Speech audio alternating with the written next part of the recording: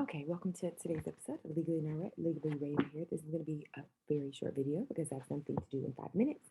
But we're going to go ahead and get started. Sorry, I got a little distracted this morning and then my picture wouldn't work. And so since we're reading from a civil procedure, Joseph Glenn 5th edition, and I don't have this book digitally, I didn't want to do it the way that I normally do it without any video because then it's like looking at a black screen and that's weird. So it's part 6, Thinking Procedurally, the Rules in Action. And this edition of the book is chapter 29, An Introduction to the Pretrial Litigation Process, setting the stage for the Shulansky case. Okay, let's get started. The first parts of this book have dealt with substance of civil procedure, that is, the various judicial rules and doctrine that govern the litigation process. The chapters that follow are intended to give you a sense of how the process actually works by chronicling the early stages of a typical, although hypothetical civil case, Shulansky v. Ronan. Each chapter includes court papers filed at one stage of the Shulansky suit, including typical pleadings, motions, supporting documents. In addition, the materials provide a look at the legal and tactical questions that the attorneys consider in drafting these documents. This chapter is intended to help you to place the ones that follow in context by providing a brief description of the process of litigating a civil suit from beginning up until trial. So this is really interesting. So it's not a real case, it's hypothetical. Preparation for filing suit. In most cases, the litigation process begins well before the parties get to court.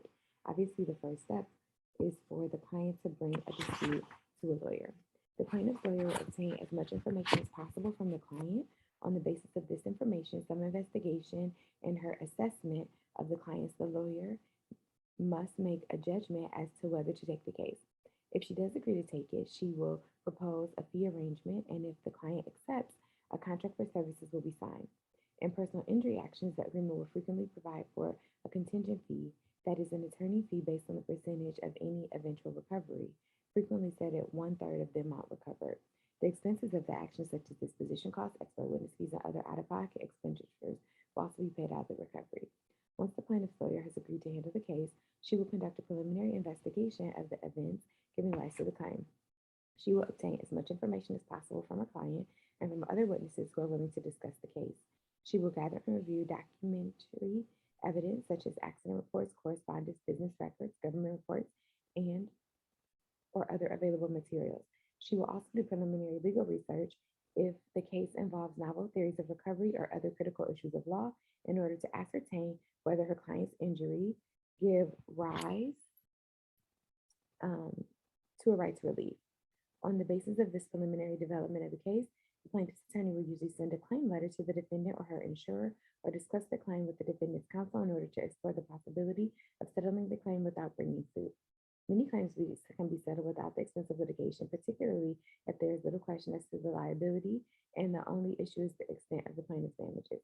However, in other cases, the settlement value of the claim will depend on facts that have not yet been fully explored at this early stage. In the Shulansky case, for example, the defendant's judgment of the settlement value of the claim will turn in part on the parties' testimony as to their negotiations before the construction work began. The plaintiff's testimony as to those negotiations will only be available to the defendant through court-supervised discovery in the course of litigation. In such cases, the party will be less likely to reach an agreement until suit is brought and the facts are fully developed.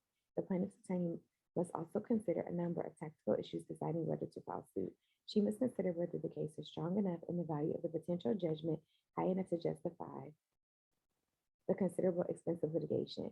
She must assess whether the client is patient enough and financially solvent enough to await a judgment several years down the road. She must consider possible alternative means of obtaining a remedy, such as invoking the assistance of a public agency, seeking an administrative remedy, or agreeing to mediation or arbitration. All right, so that'll be all. And next we will talk about drafting the complaint. We'll do that later this afternoon. See you later. Welcome to this morning's episode of Legally Not Right, Legally Raven here, signing off.